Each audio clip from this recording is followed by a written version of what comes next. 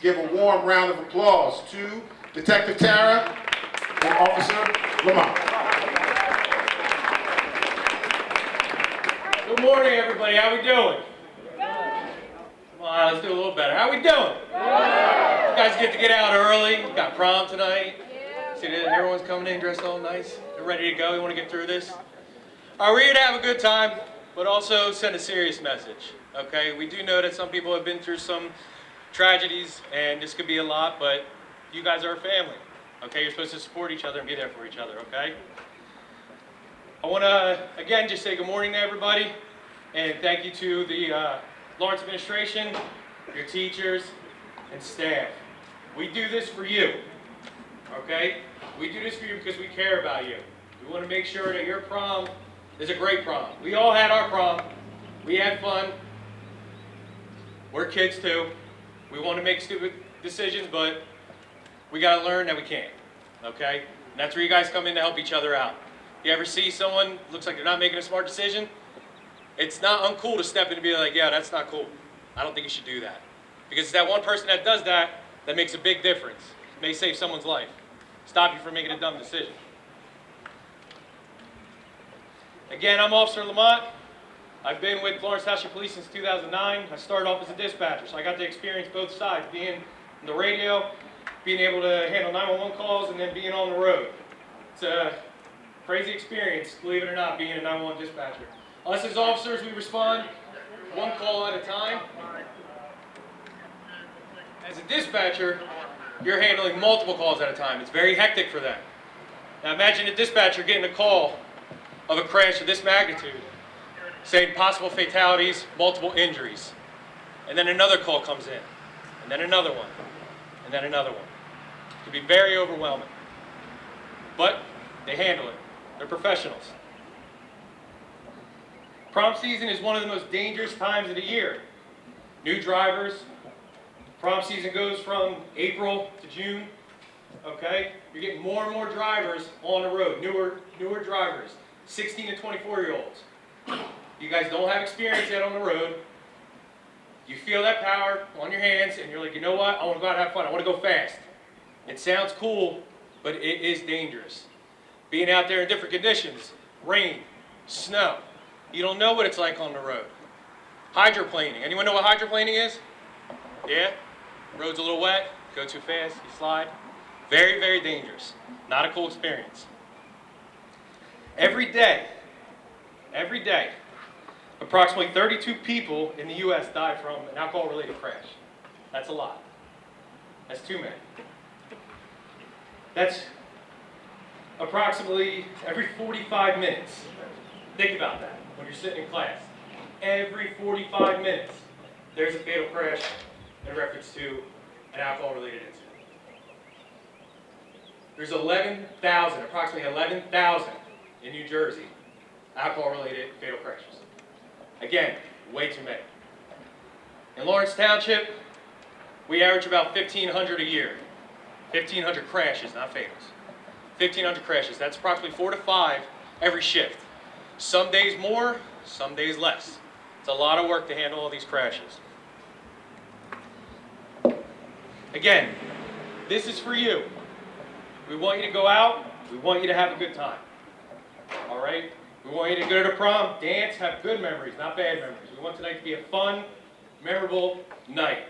We don't want to look back and say, prom of 2025 was ruined by this incident. We don't want that. We want you guys to have a good time, go home safe, move on, graduate, go to college, go to the workforce, enjoy the rest of your life. You'll look back on this when you have kids, and you'll see how nerve-wracking it is for us to have kids, okay? May not seem like much now, but when you have kids, it is very nerve-wracking, okay? So what I'm going to do right now, I'm going to dispatch our officers. They'll be the first ones responding. Shortly after, we'll have fire and EMS respond. You're going to see exactly how we handle a crash like this, of this magnitude. We will also have members of the prosecutor's office, the special crash unit, what they do. There's certain crashes that they handle differently than just a regular fender bender. This is totally different. Totally different. So everyone just stand by, and I'm going to do the dispatch.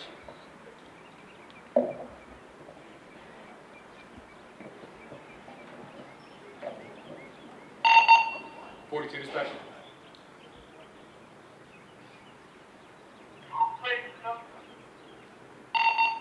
Exercise, exercise, exercise.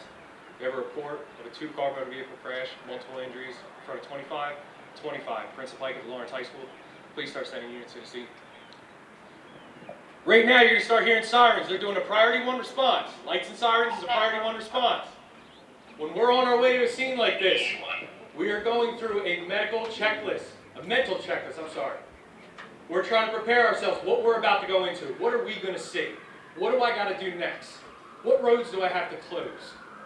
What apparatus am I going to need for this? Like, what's the area that it's at? Is it busy? Is it heavy traffic? Or whatever it is.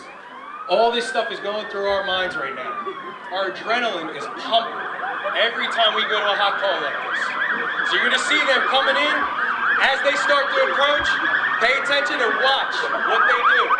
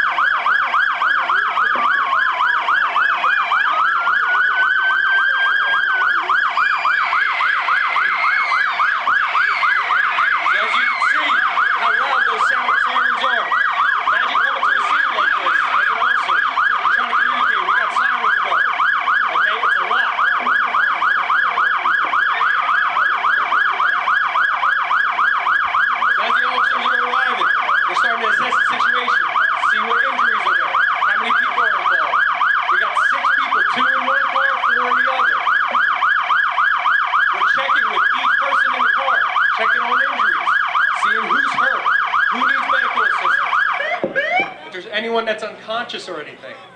We're also paying attention to that.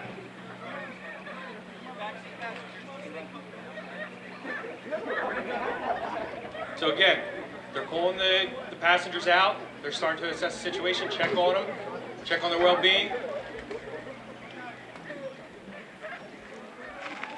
At this point, we'll start dispatching fire and EMS because at this point we see multiple injuries, so we want to get them to the scene as fast as possible.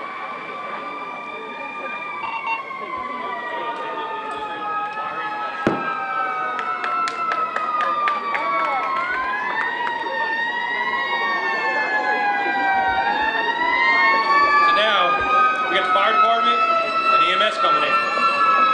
It's a lot of action coming in all at once.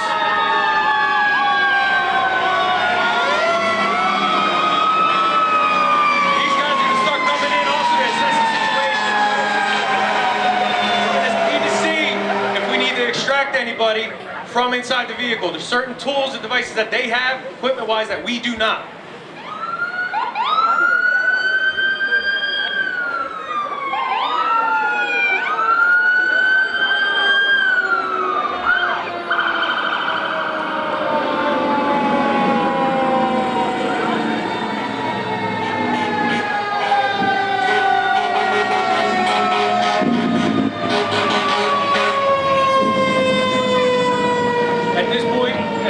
Starting to come in, and our guys are on scene. We have other officers that aren't here working on shutting down the roadway, depending on what roadway it's at.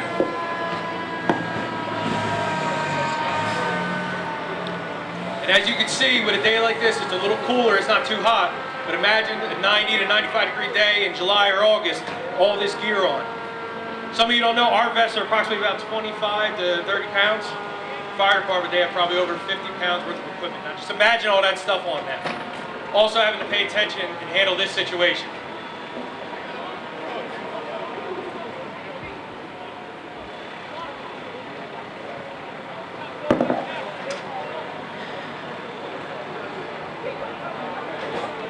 What you guys are looking at right now, we have somebody that is laying on the hood of this car.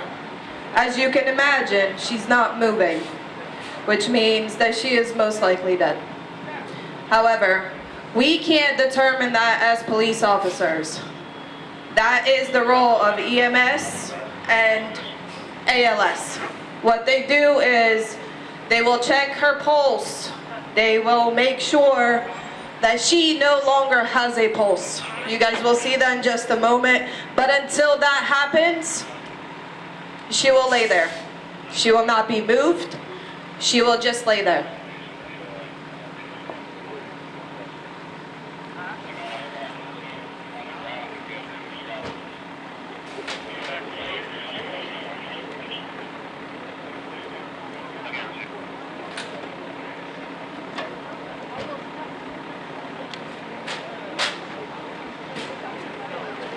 We have emergency personnel.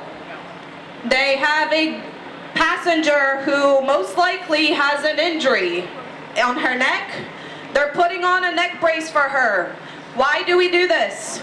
To make sure that her neck and her spine is stabilized.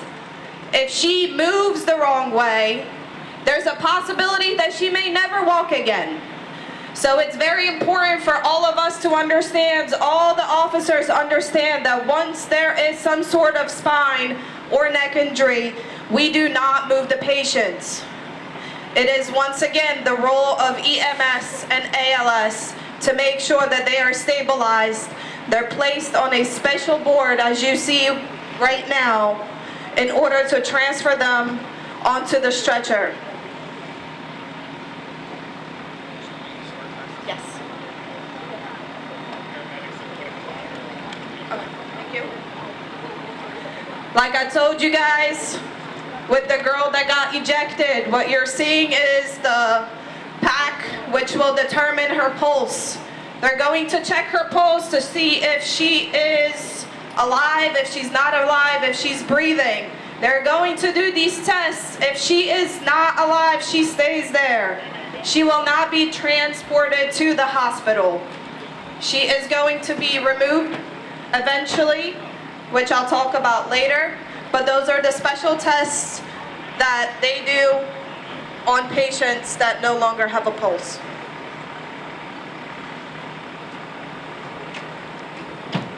What you guys are looking at in the back, that is the firefighters. One of the doors was, one of the passengers was entrapped. They're using the jaws of life to cut off the doors to make sure that we can remove the passengers from the vehicle. As you can see, everybody's emotions are extremely high. Not only the passengers, but everybody else involved. These are kids from our communities. These are people that we may know as officers, EMS personnel, firefighters. So not only are you trying to save their life as a passenger, but you may have some sort of attachment to them outside of our job. Imagine how that feels.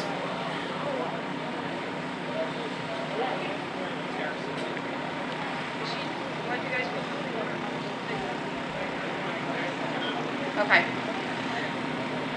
So the passengers of this vehicle, you guys see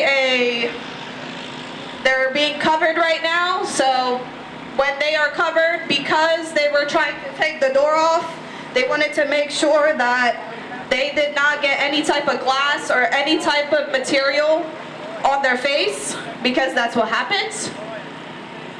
So they wanted to make sure that they're protected. They're gonna go back out on the stretcher and transported to the hospital. Once again, a neck brace goes on to make sure that their neck and their spine is stabilized.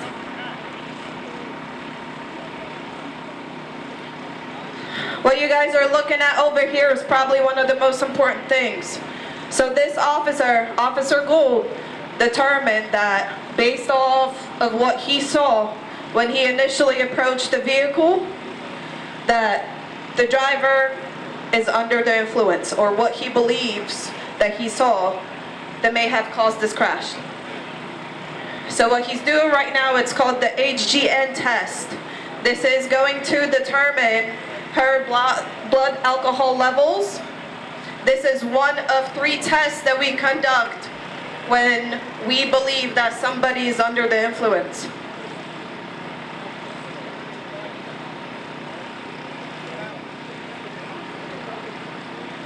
Again, as you can see, he's paying attention to her eyes. The eyes don't lie if you're under the influence. You can try your hardest to cheat it and try to beat it, you're not going to. your eyes don't have a smooth movement. When they're moving, it's got to be smooth. And when they're not, it basically, like imagine the hand on a clock, tick, tick, tick. Your eyes start doing that. And when he's holding the pen all the way out here, and you're looking at it, your eyes should be sitting still, but guess what? They don't. They tick. So you can tell us, oh, I only had one drink. We're going to know. We're going to know how much you actually had. It's a crazy test. It's very fascinating to see if you see it in real life. Hopefully you don't. I don't want you to. But it is a very interesting test to see. What you're looking at here is the walk and turn test. So the driver was instructed to walk in a line, taking 9 heel-to-toe steps in a straight line, turning around and going back. As you can see, she obviously can't do that, which means gives us another reason why we believe that she may be under the influence.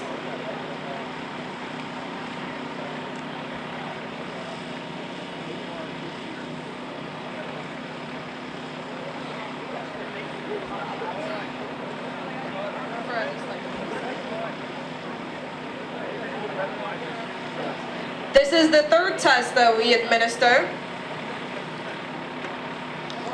What the driver is going to do is she's going to raise her leg of choice up in the air 6 inches, and she'll point her toes to the sky and count from 1 to 100, or however long the officer wants her to count.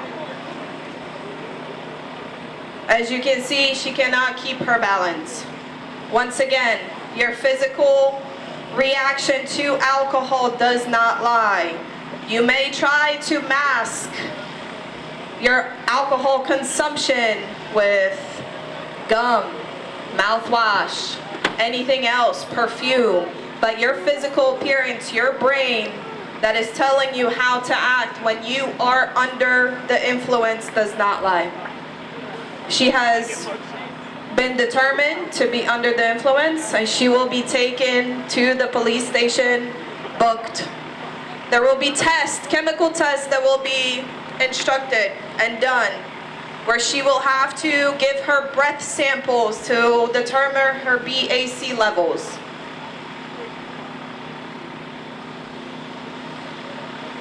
What you guys are seeing here right now is CPR is being administered. CPR gets administered when somebody does not have a pulse and is not breathing, which means that her heart stopped. Once again, what you're looking at is the passenger is being attached to a machine that is going to determine her heartbeat to see if there is a heartbeat. If there is no heartbeat, once again, she will be left here on scene.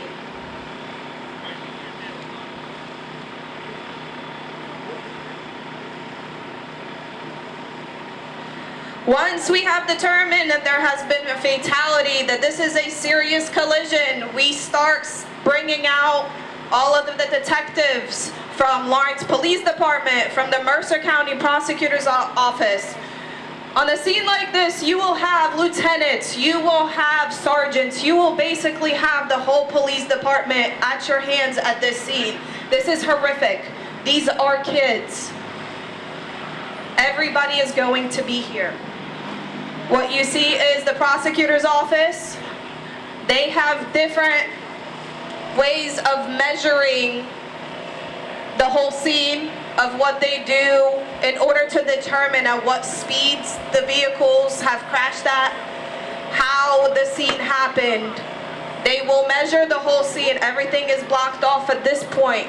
Our detectives from the Lawrence Police Department, they will take pictures. They will speak with witnesses. They will speak with all the passengers that have been involved in this whole crash. They will make sure that the scene is safe.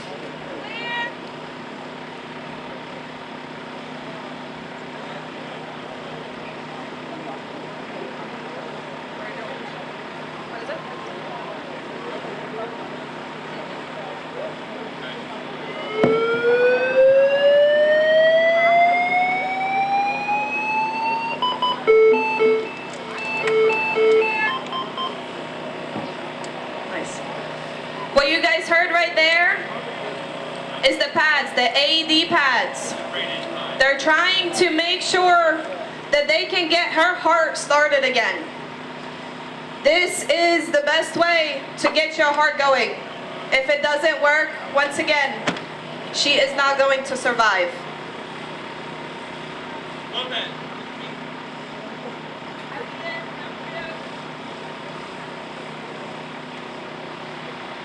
Hi, everybody.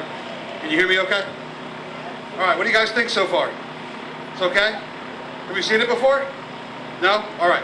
How many patients were there? I don't know, I was busy. I was doing a bunch of stuff. How many patients? Just shout it out. 6? Including the driver? All right. You guys saw the driver? Was that person intoxicated? All right. We have one dead person, a bunch of other various injuries, musculoskeletal, multi-system injuries, all right?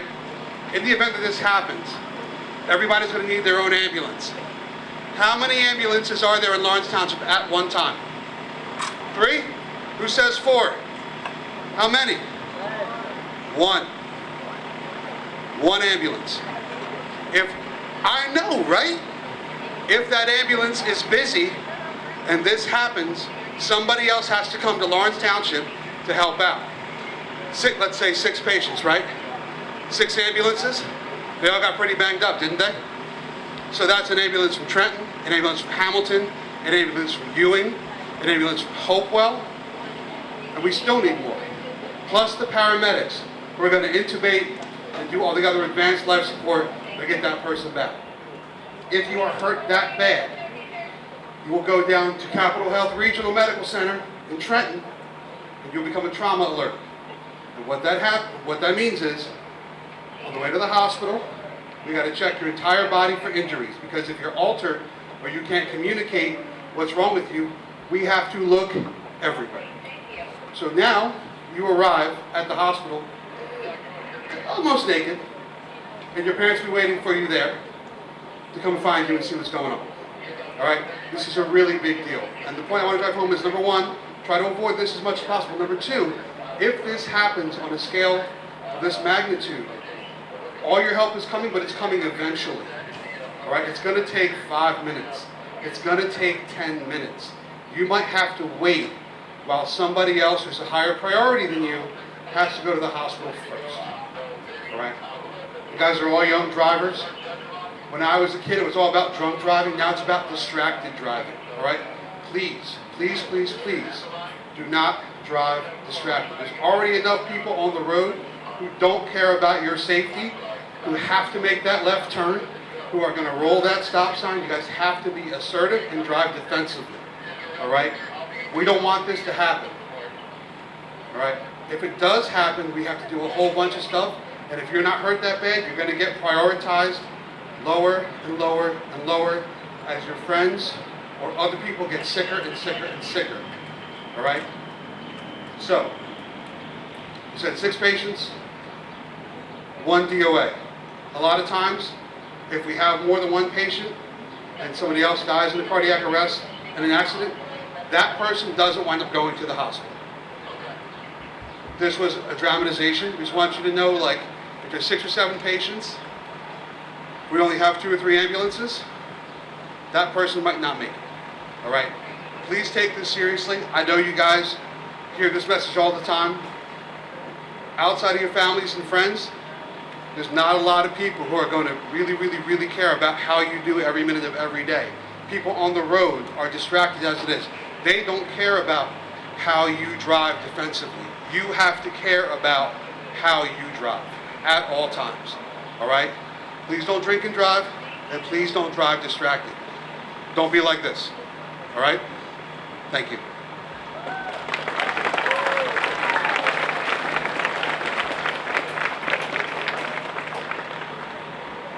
All right, everyone. You guys are all on provisional license, correct? Yeah. Yep. How many passengers can you have in the car? 1. What's the time that you cannot drive? 11:01. Till what time? 11:01. 11:01 till 5 a.m. Good. Now let's make Officer Austin proud. What is the speed limit on Princeton Pike? 25. 25. 25 means 25. I heard 30. No. Once again, I'm not going to repeat myself with everything else that has been said, but just remember that all of these people and all the people that get into these car crashes that die, we have to deal with them being emotional, especially parents. Children should not be dying before their parents. We, as officers, have to go to their house, let them know that their child has died. Let them know that they have to go to the hospital or to the morgue to identify their child's remains. That is not only traumatic for them, but it's traumatic for everybody else that's involved. This scene is going to be in the brain of the person, not only all the passengers, but the person that has caused this accident for the rest of their life. For the rest of their life. They're not gonna get this image out of their head. Just remember this. When you guys go out tonight, when you guys call your Ubers, remember you're doing the right thing. Not only for you, but for everybody else out on the road. So be careful, be safe, have a great time, and enjoy your night. Okay, one thing I just want to say real quick before we start to transition, because we're doing great with time. You guys are a great audience. But I am the school safety specialist for the district, and I work very closely with our first responders. And I'll tell you, we have some of the best first responders in the state of New Jersey. And again, for them to dedicate their time to make sure you all understand and do this presentation, they care about you. All right, so do me a favor and give them one big, warm round of applause. Our firefighters, our EMS, and that last but not least, our police officers. They're amazing, all right? They keep you safe every day. And the chief of police is here. Where is he at? All right. So, where's he at? Mr. Redding? Oh, Chief Redding? All right. He's somewhere. Oh, there he is. Give him a warm round of applause. Chief of Police, Chief Redding. He's also a Lawrence High graduate. I believe he was class of 96 or 97. Another Lawrence High graduate. Another important thing about our police department, they like to hire our own. So again, plug. Police department, first responders, those of you who are interested, keep that in mind if that is a career choice. Because Lawrence High School, as you've seen with Officer Tara, we like to hire our own. So I don't want to hold up our presentation, our next presentation. I think we have our trauma friends. They are going, they're moving to get in place to get ready for the next segment of our presentation. All right, see you in the auditorium. Thank you all for being an awesome audience.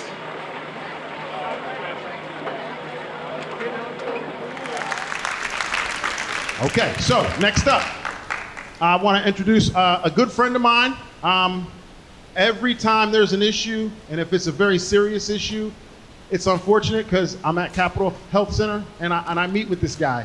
Because usually I'm there before the parents get there or an assistant principal's there with you.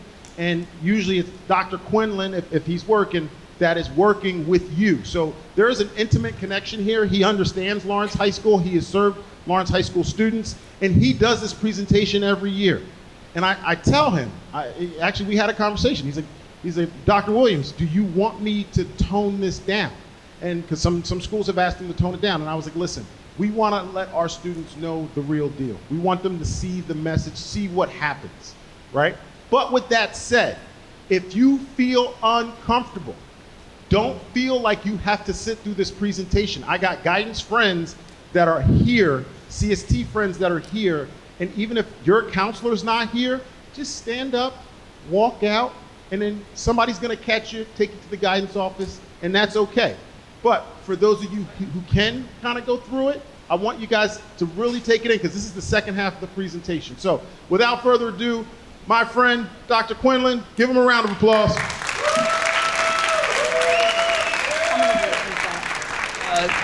Good morning, good to be back.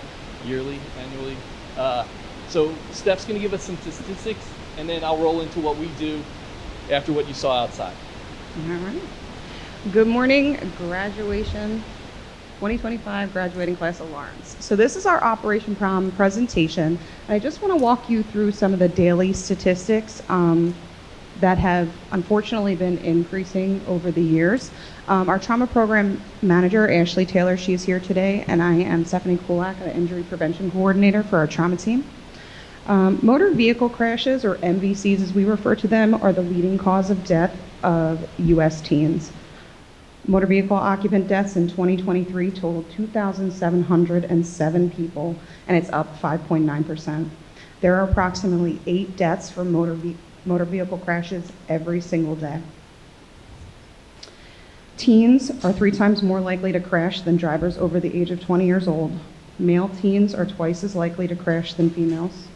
New drivers 16 and older are 1.5 times more likely to crash than 18 to 19-year-olds.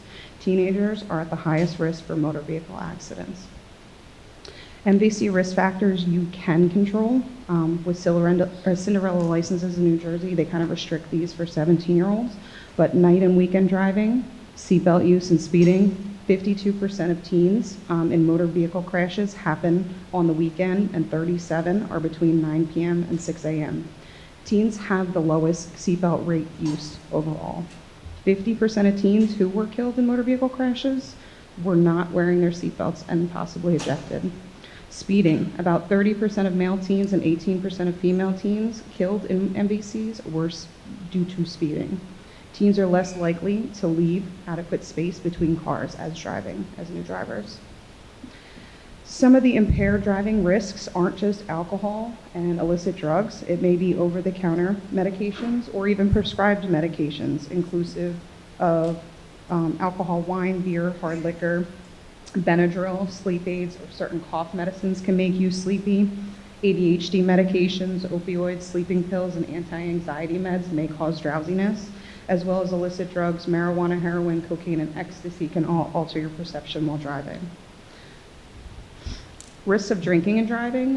Drinking any amount of alcohol increases your risk of crashing. 1 in 10 teens admits to drinking and driving, and 1 in 5 drivers killed had been drinking. 15% of these drivers were above the legal adult limit, having a 0.08 blood alcohol content. Having a BAC of 0.08 or higher increases makes you 17 times more likely to die in a motor vehicle crash. Teen drinking and driving has decreased 54% since 1991, but we're also looking at distracted driving incidences increasing. There were, in 2019, 3,142 deaths related to distracted driving. There are 3 main types of distracted driving: taking your eyes off of the road, taking your hands off of the wheel, and taking your mind off of driving. Multiple factors can contribute, such as eating, drinking, friends in the car, loud radios, cell phone usage, texting, if you're tired or sleepy, if you're upset about something, if you're angry, mad, or sad, it's going to reflect how you drive. If you're stressed out, if you're upset, we don't want you really behind the wheel. Motor vehicle injuries and fatalities: 1 out of 16 drivers will be in a motor vehicle accident at some point. 6.8% of these drivers will die. In a class of 400 students, 67 may be in an accident, about 5 will die. Distracted driving: 25% of distracted drivers are involved in fatal motor vehicle crashes, and 1 in 5 people are killed in distracted driving. MVCs were not even in the car. They were innocent bystanders. At least 39% of teens admit to texting or emailing. Distracted driving doesn't really discriminate. Doesn't care if you get A's or B's or D's or F's. There are applications out there that you can download to help keep you on task with not doing it, such as Drive Mode, EverDrive, Lifesaver, or Text and Drive. Every time you get in a car, you should be putting your seatbelt on. Every single time. Whether you're going around the corner, whether you're going on a 300-mile road trip. There are multiple factors that can contribute to increasing safe driving: wearing your seatbelt, making sure everyone in that car is wearing a seatbelt. Don't drive impaired, never ride with an impaired driver. You have the right to say no to someone. Avoid distractions, pay attention to other drivers, and give them space. So there are some graphic images coming up, and Dr. Quinlan's going to walk you through what it's like to kind of come into our trauma bay. If you have to leave, please do so. The doors are right in the back, and like you said, the guidance counselors are here as well. So, I'm Dr. Quinlan. I work at the Trauma Center. I've been here 16 years. I'm one of 7, 8 of us that work at the Trauma Center. So, when you arrive at the Trauma Center, you thought it was chaos out there. The chaos in the hospital is just a slightly more controlled now, but it's still somewhat controlled chaos. They ask you how many ambulances Lawrence has during the day. How many trauma surgeons do you think at night are in the trauma center? One. Tonight, that will be me. Okay? So after giving this, I don't want to see any of you tonight. All right? So let's make some good decisions so Dr. Quinlan can get a good night's sleep and drive home safely tomorrow morning with a good night's sleep. All right? So what happens when you get to the trauma center? So when you arrive, you're not going to ride by helicopter here in Florence, right? You're just going to drive right up the road. You're going to ride to a room like this. Actually, this hasn't changed much since the years that I've been there. You're going to be placed on a stretcher. You're going to be met by myself, a physician assistant, 2 nurses, 1 at the bedside, 1 recording, a critical care tech, a CRNA, an anesthesiologist, and an x-ray tech. Like 10 of us around you in the room. There'll also be security. The first thing we're going to do is we're going to assess your airway, your breathing, your circulation, just sort of what they were doing out in the field. Make sure you can talk to us. If you're not talking to us, we're going to get more concerned. We're going to start getting more hurried. We check your heart rate, your blood pressure, your vital signs. That will determine where you go from the trauma bed. So it's a lot of chaos. So the first thing we do after we do your ABCs is we gotta wrong way. So we're gonna disrobe you completely. They said they were gonna take your clothes halfway off out there. I'm taking your clothes all the way off. All right? They're gonna get cut, shredded, thrown in the corner. They're bloody, they're garbage. It doesn't matter. You're not getting your deposit back from your tux from Chazmataz down the corner, all right? You're not getting your thing back because it's going to be destroyed. Yes, I've been to Chazmataz, spoke my Tom locally, so yes, I've been to Chaz. I actually had Chaz, completely next guy. But you're going to be totally naked in front of us. No modesty, 0 modesty, all right? Because we need to make sure we can find every injury, because any missed injury, or the longer we take to recognize an injury, means worse things for you. This is your general, all the people around you. They'll be sticking IVs in you, drawing your blood, getting chest x-rays, and ultrasound. Now what do you see? Actually, what did this person do smartly? Yeah, they had their seatbelt on. I would rather put a little ointment on this abrasion than go tell your parents you didn't make it, right? This is much easier to handle. All right? No seatbelt, right? You hit your face on the steering wheel, the windshield. No, we don't do the tube in the nose much anymore, let's say.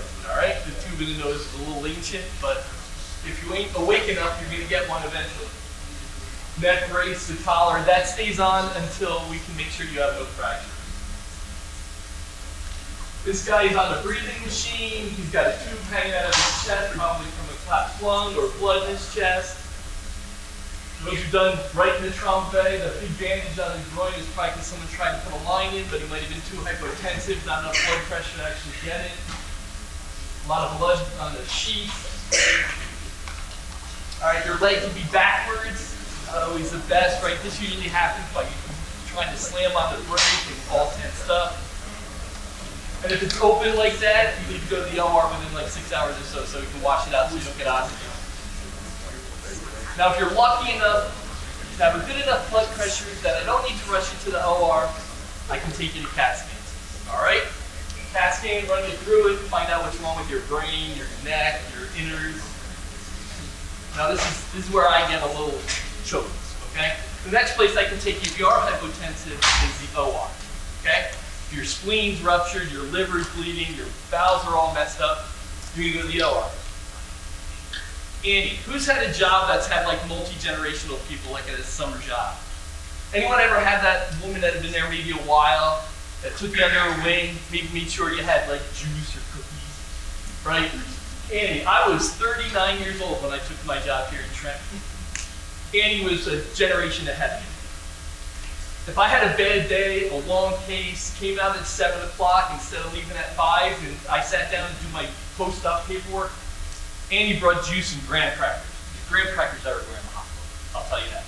Graham crackers everywhere, orange and apple juice everywhere.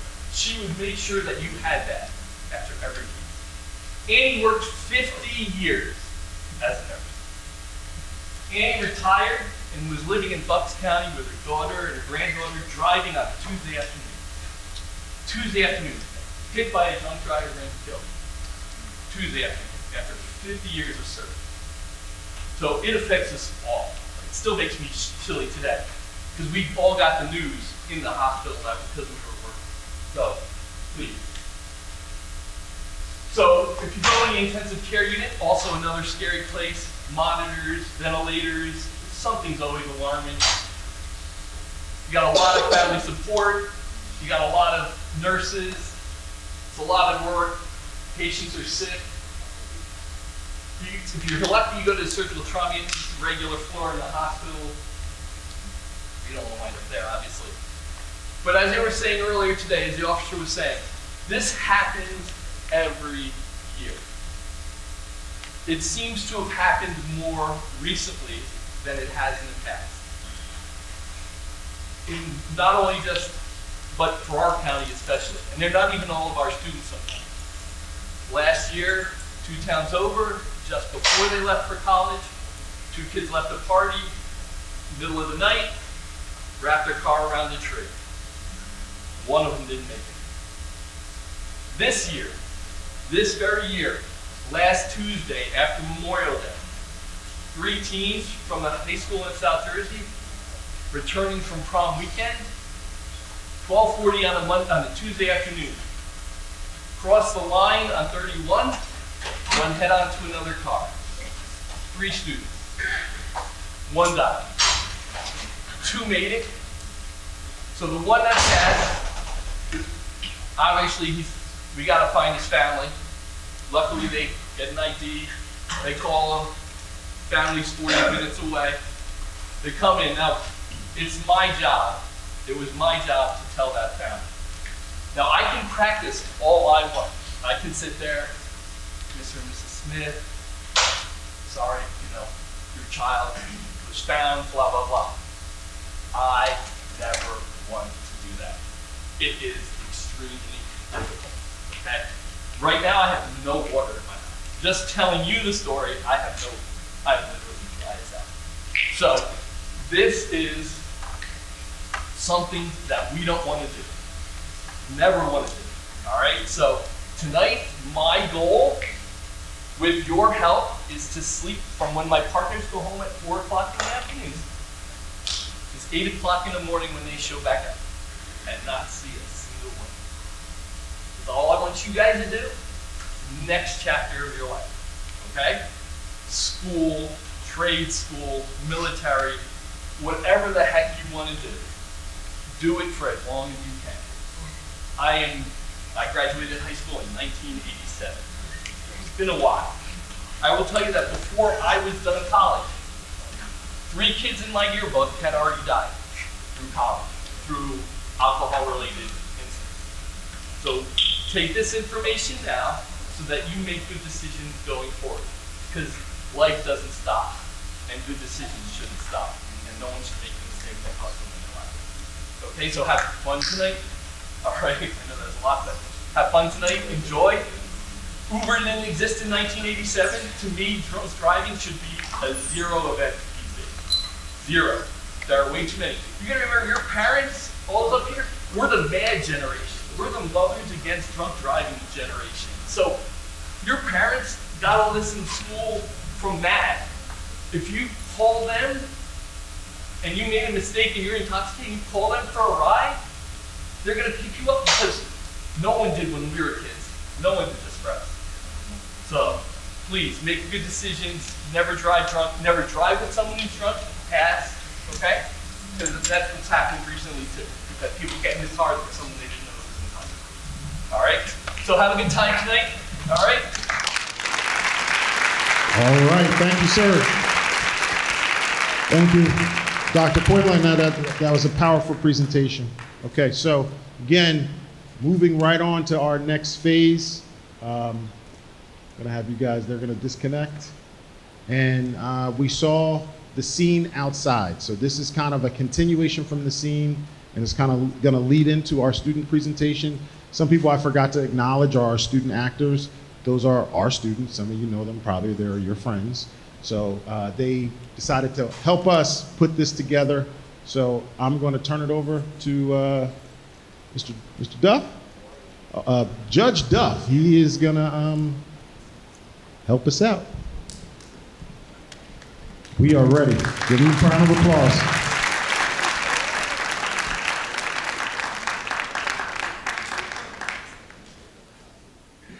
Good morning, LHS Cardinal Nation, class of 2025.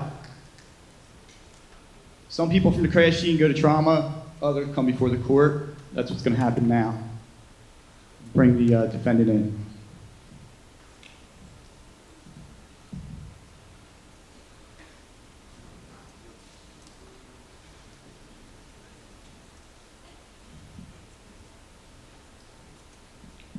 The defendant will please rise. Lawrence Township Municipal Court's in session. I have before me a complaint on a warrant, State versus Evangeline Borsick. Is that you, ma'am? Before I get into the charges that are in place before me, I have to inform you of your constitutional rights. You have the right to counsel. You can't afford counsel.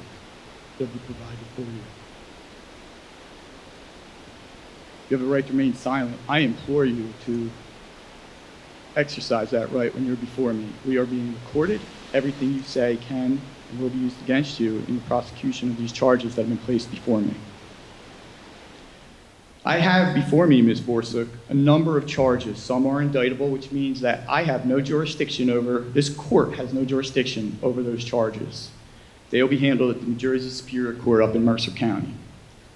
I am required to arraign you on all of those charges. I'm required to let you know what they are and the nature of the penalties you're facing in the event you're convicted of those charges.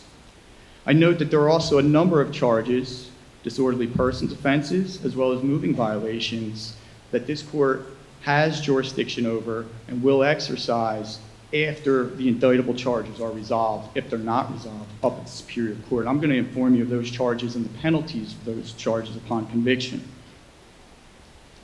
It is my understanding we have one count of death by auto. An actor causes death while recklessly driving a motor vehicle. It's my understanding that this occurred within a school zone. That elevates that to a first-degree offense. If convicted, there is a presumption of incarceration. You face between 10 and 20 years in prison, fines in excess of $200,000. My understanding, and it's a little unclear because this is such a fresh set of charges, I was woken up out of bed to have to address you for this. But there are 2 to 3 individuals that were in the vehicle that were seriously injured. So I have 2 to 3 counts of aggravated assault by auto. Person is guilty of aggravated assault by auto. They drive a vehicle recklessly and or in violation of New Jersey 39-450, which is our driving while intoxicated statute within 1,000 feet of a school zone. My understanding is that there's also some possession of controlled dangerous substance charges. In non-lawyer words, those are drugs, and I understand there are drugs found in the car. If it's determined that they were your drugs or in your possession, you face, depending on the amount, up to 365 in jail and the like. On the ag assault by auto charges, second degree offense, 5 to 10 years in prison, $150,000 fine. If one of those passengers was fortunate enough to not have serious bodily injury, but only bodily injury, it would be a third degree offense, in which case you would face 3 to 5 years in prison upon conviction of that offense. I'm now going to inform you of the charges that are pending in the municipal court. there is a charge of violation of 39-450, New Jersey's driving while intoxicated offense. It's my understanding you're 18 years of age. I need to remind you that any alcohol in your system would trigger penalties under the statute. For underage drivers who have blood alcohol content between 0.01, blood alcohol concentration, excuse me, between 0.01 and 0.07, there's automatic loss of license for 30 to 90 days, community service between 15 and 30 days, participation in alcohol driver safety program, and fines. Based on the very bare facts that I have regarding this horrific crash, there's no question in my mind that your blood alcohol concentration was significantly higher than what I just read to you. If your blood alcohol concentration was between 0.08 and 0.09, you would have a license suspension until an interlock device is installed in your car for up to 3 months. I will have the right to impose up to 30 days of jail time to you based on any aggravating factors that exist. You'll have fines between $250 and $400.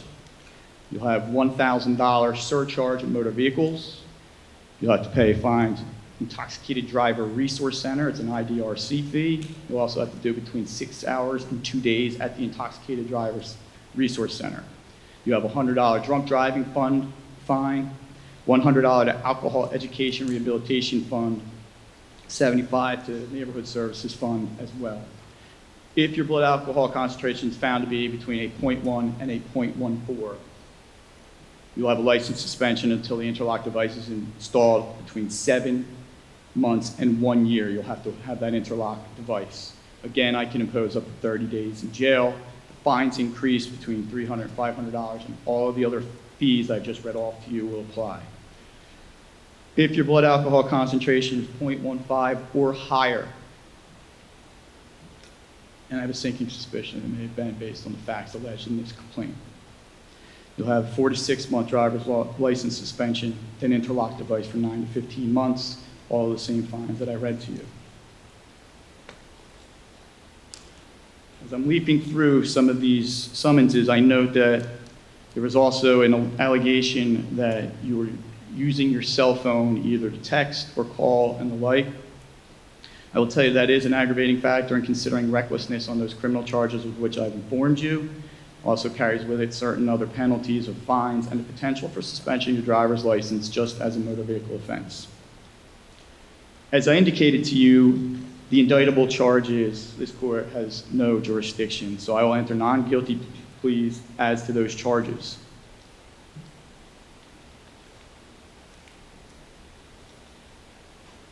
A couple of years ago, New Jersey did away with cash bail.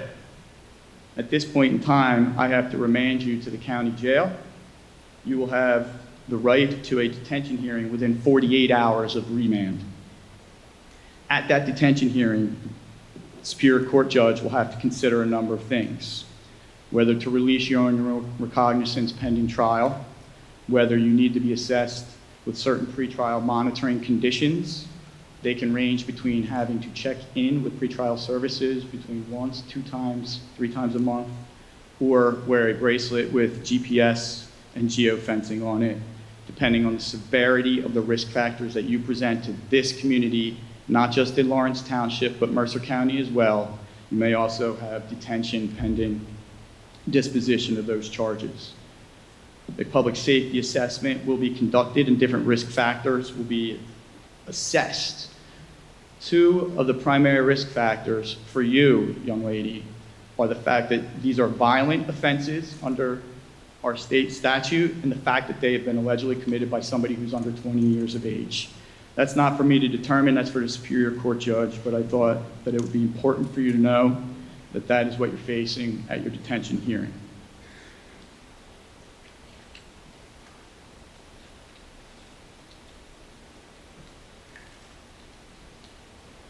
All right, officer, the defendant is remanded.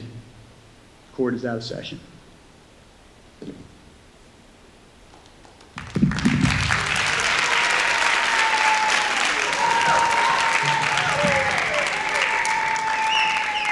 So, good morning again.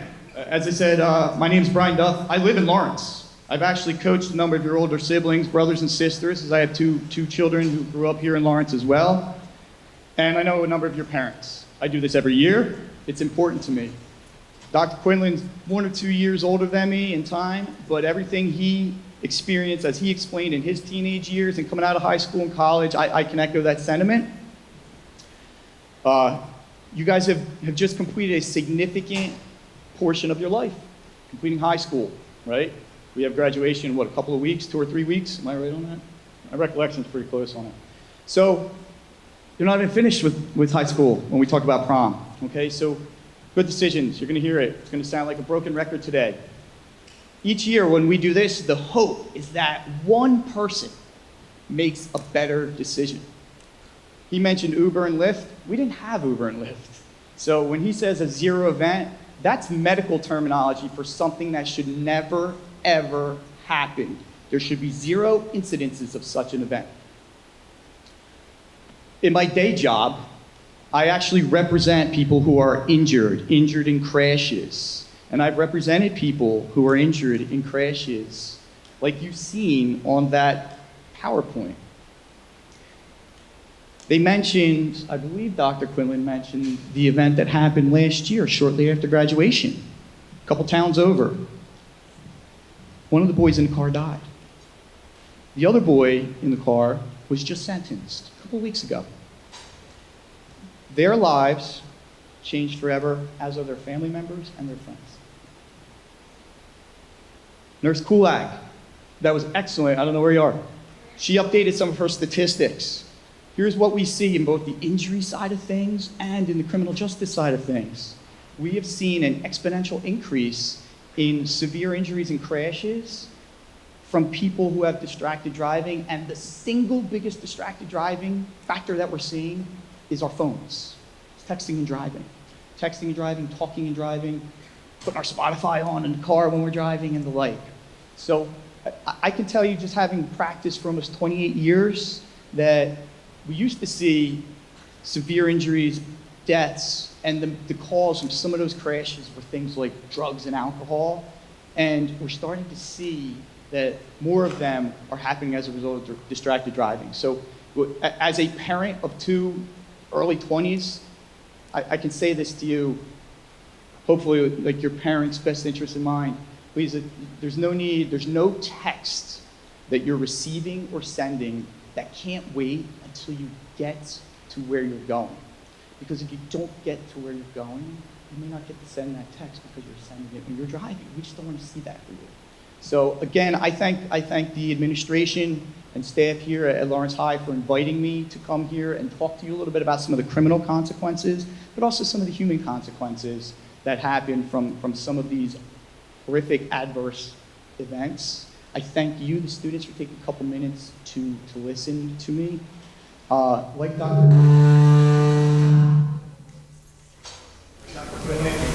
Dr. Quinlan, I hope that I don't see any of you either as criminal clients in my law practice in Hampton Township, or as people who are injured because of criminal conduct like drinking, driving, drugs, or distracted driving.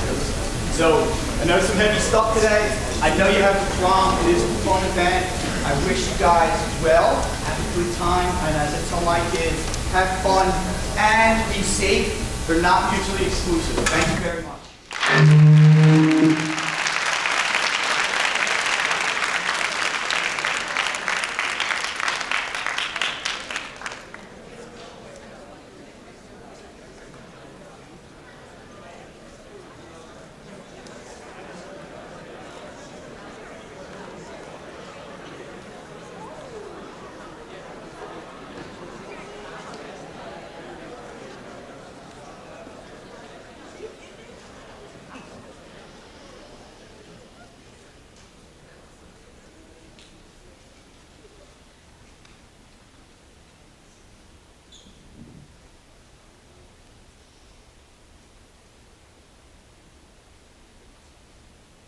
I went to the party, Mom. I remembered what you said. You told me not to drink, Mom, so I drank soda instead. I really felt proud inside, Mom, the way you said I would. I didn't drink and drive, Mom, even though the others said I should. I know I did the right thing, Mom. I know you are always right. Now the party is finally ending, Mom, as everyone is driving out of sight. As I got into my car, Mom, I knew I'd get home in one piece because of the way you raised me, so responsible and sweet. I started to drive away, Mom, but as I pulled out into the road, the other girl didn't see me, Mom, and hit me like a load. As I lay there on the pavement, Mom, I hear the policeman say, "The other girl is drunk, Mom, and now I'm the one who will pay." I'm lying here dying, Mom. I wish you'd get here soon. How could this happen to me, Mom? My life just burst like a balloon. There is blood all around me, Mom, and most of it is mine. I hear the medic say, "Mom, I'll die in short time." I just wanted to tell you, Mom, I swear I didn't drink. It was the others, Mom. The others didn't think. She was probably at the same party as I. The only difference is she drank and I will die. Why do people drink, Mom? It can ruin your whole life. I'm feeling sharp pains now, pains just like a knife. The girl who hit me is walking, Mom, and I don't think it's fair. I'm lying here dying, and all she can do is stare. Tell my brother not to cry, Mom. Tell Daddy to be brave. And when I pass away, Mom, put Daddy's girl on my grave. Someone should have told her, Mom, not to drink and drive. If only they had told her, Mom, I would still be alive. My breath is getting short, Mom. I'm becoming very scared. Please, don't cry for me, Mom. When I needed you, you were always there. I have one last question, Mom, before I say goodbye. I didn't drink and drive, so why am I the one to die?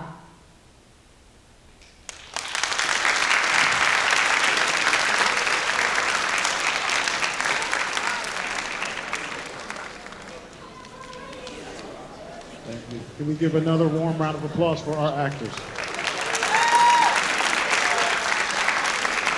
Okay, we are nearing that time, and we have kind of accelerated our timeline. So if we could just bring up the house lights just a little bit, and we don't need the spotlight. I'm gonna introduce your counselors, your student assistance counselors. Ms. Tonelli, who is also a Lawrence High graduate, I believe 2013, right? Give her a round of applause. LHS, represent. And then Mr. Kajunas, give him a round of applause, whatever he does. All right, they're gonna talk to you a little bit about a message before you guys leave. Hi everyone, I'm so excited for you all that you reached this milestone. I remember sitting out there in the bleachers and watching it for myself, so it's cool to be here full circle and to actually be behind the scenes of it. I hope you all enjoyed it, and I hope you all realize that that is a reality for a lot of people, not just in this town, but all over. I know recently we did have an accident where we lost a student a town over, and that's the reality, right? It can happen to any of you. So we do this because we care. We care about every single one of you, even if you don't know any of us personally. We all care about you. We want you to have fun, celebrate, remember to be safe, not just tonight, but every night. Every time you get behind the wheel, please make smart decisions, because you don't want to make a decision that you can't come back from. Remember, your brain is also still developing, right? So that prefrontal cortex is not going to be fully developed until you're in your 20s. So that affects all the decisions that you're making now, your impulse control. And that is also very normal. And that's why it's important for you right now to build healthy habits, not just for yourself, but for everyone that's also around you as well. You won't ruin the night by saying no. If they're your real friends, they won't care if you say no or if you turn something down or say that you're not interested. So don't get in the car with someone that has been drinking or using. I hope that you all have an adult, at least one adult that you can call if you need to get out of a situation, whether it's a sibling, a parent, a grandparent, just someone that you can call. Maybe you have like a secret code word that you text them, or a secret phrase like, hey, I really want some pizza tonight, Mom, can you get us pizza? And then Mom will know that that's, you know, a way to come get you out of a situation. Don't forget, you have all of us here at LHS. So I'm going to turn it over to Mr. K to just chat a little bit with you all before we send you out and before we have some other people come on up. One more round of applause for Mrs. Tonelli.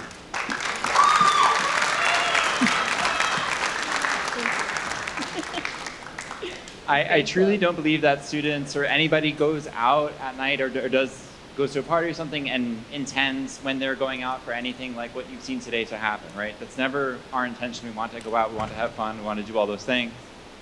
It's never what we intend on. However, when I talk a little bit about it, we're not always making the best decisions in the moment. And so it's important that when you have that control, you kind of take advantage of it. We have spoken to students all the time, just like as an example, so-and-so might have brought like a vape to school, let's say, and they had no intention of using it, but it was there, and they kind of just like, whatever, I did it. And then they got in trouble. It's like, I didn't mean to do it. Like it was not like my plan to do it.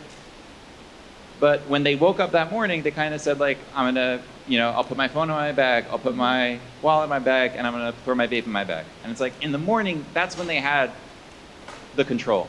That's when they had a chance. I don't think anybody here is gonna say like, yeah, I'm gonna drive under the influence, or I'm gonna, I intend on driving drunk or anything like that. But after I have had a few drinks, I'm not thinking the same way that I was thinking a few hours ago. And so I really, really just kind of implore all of you, you're going to be your sharpest early, and that's when you have to make the right decisions. You can't kind of say like, well, I would never do that, and then after, we have a couple of drinks, we maybe don't make the same decisions anymore. So please, please set yourself up for safety. Don't kind of rely on, what's going to happen by the end of the night, and then you're kind of stuck in a bind. Two last things I just want to remind you all of. Do you all know what the Good Samaritan law is? Okay. For those of you who are not aware,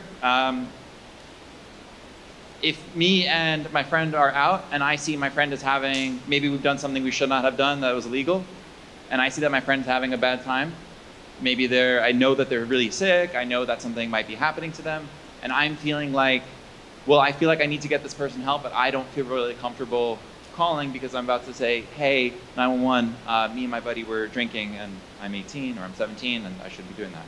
The Good Samaritan law is in place to kind of protect you. If you are acting in good faith on behalf of somebody else and trying to get them help, that is considered and that is recognized, when the police do arrive or when the ambulances do arrive. So please don't feel like, oh my God, this thing is happening and I'm now stuck. I can't get myself in trouble.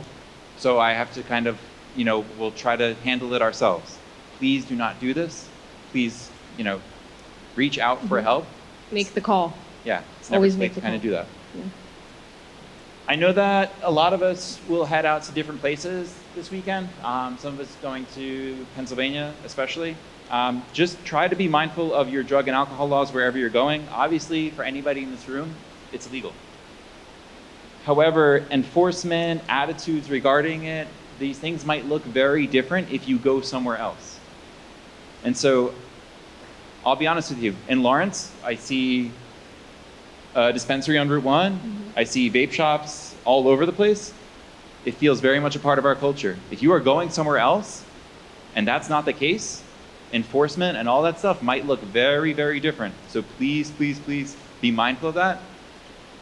Watch yourself. Use that maybe as your reason. Like, I can't get caught up on this right now. I don't know what it's going to be like. I don't want my parents coming all the way to the Poconos to come get me because something happened. All right? We really, really, we want you to enjoy tonight. We want you to enjoy this weekend. We want you to celebrate. You deserve it. You've put in the work. You should have a great time. And we can't wait to see all the pictures and hear about all the stories when you come back to school on Monday. Yes. So enjoy yourselves. Be safe. Have fun. All right, thank you. To close out the program, before we transition, I'm going to bring up Officer Lamont. He's going to close out the program. And then I have Miss Huber. She has some prom announcements. And then Dr. Adam will send you out. right, everybody. What'd you guys think of all that? It's a lot to take in. That's right. It's a lot to take in. Okay, but as you can see from when we first started this morning, look at everything that this school has done for you. Coming in, providing breakfast for you. That stuff looked amazing. The pancakes looked on point. To getting everything set up outside, all the way down to our groundskeepers, your counselors, your teachers, the administration. When I was in high school, they didn't do this stuff. All we had was a car out there. Hey, you guys are distracted. All we had were the cars displayed. And when I came to Lawrence and I saw what they did, it was unreal. It hits home. It's a lot, okay? I hope what you saw today, like struck your soul, makes you think twice about making poor decisions tonight, okay? Obviously, we want you to have fun, okay? Have a good time with your friends, but we want you to be safe. I want to be able to see you graduate. So does Officer Austin. He too wants to see you graduate, okay? Let's give a round of applause for everyone that has been a part of this. Our Trauma Center people that came here, sending you that message. Our judge, he had to leave, but we're along with him as well. And I'm not gonna lie, seeing seeing that casket really hits it hits home. I know we've all been through some tragedies sometimes, but we see a lot on this job. A lot of things we don't want to see, especially with kids. Nothing worse than seeing a kid. Detective Tara and I, we've seen a lot, okay? We just don't want to see any of you. We want to make sure you guys are safe. And again, I want you to have a good time. Just know that we're always here for you, okay? Thank you. Thank you, Officer Lamont. So, just some key notes before I turn it over to your class advisor. Officer Lamont and Officer Austin started in January putting this program together. So again, there's a lot of work that goes into this behind the scenes, along with Detective Tara. So again, if we could give them one more round of applause for putting this together. Thank you. We appreciate you. We know you care. So, Ms. Huber, you have some prom announcements before we get ready for dismissal. All right, good morning, guys. All right, just for those of you coming to prom, remember that you don't have to bring your actual ticket. That's a keepsake for you, so if you lost it, it's okay. But make sure you have an ID with your name and picture. If you don't have your school ID, a driver's license, have your Genesis. I would recommend pulling it up and screenshotting it ahead of time so you're not in line trying to get it to load so that we can get you into prom faster. You do need to be there by 7 p.m. Doors open at 6. From 6 to 7, we'll have an appetizer hour. There's a tater tot bar and some other foods that'll be passed around, so get there so that you can enjoy that. But make sure you are there by 7, okay? Check the Instagram. The seniors are gonna post kind of a timeline of events for the night so you know when dinner is, when we're announcing prom court, all of that stuff. But please make sure that you are there on time so that I don't have to call all of your parents finding out where you are, okay? And have fun. All right, thank you. Thank you, Mrs. Huber, for all the hard work that you and my class officers have done to make this night a great one. Before I turn it over to Dr. Adam, one of the messages is that we care, right? Shh. One of the messages that we care. Again, I want to implore you, I want to beg you, if you find yourself in trouble, call home, call a parent. Whatever it is that you're going to do, your parents, if you're in a jam, they'll help you out, okay? If for some reason, you don't feel comfortable and you have a trusted adult, call that trusted adult. They'll help you out. Prom weekend. And then I can't believe I'm going to say this, but I'm going to say it. If for some reason you can't think of a trusted adult, you can't think of anybody. Actually, Josie, you're joking, but I'm serious. We have a tip line. If it's the difference between that you just don't feel comfortable driving a car or there's something going on, log onto our website, drop that tip line, and put your phone number. There will be no consequences attached. That's how much we care. I will be, Dr. Adam will be, Ms. Eke will be, Dr. Clem will be. We will be monitoring that tip line. So if there's a number that comes up and somebody says that they're in trouble, we are here to support you. Okay? All right, over to Dr. Adam. All right, I am the last one before you leave. I get the pleasure of being the last one to share about 2 minutes with you. But before I do that, this is Officer Lamont's very first time ever doing this. I hope we give him one more big round of applause. Thank you, Rich.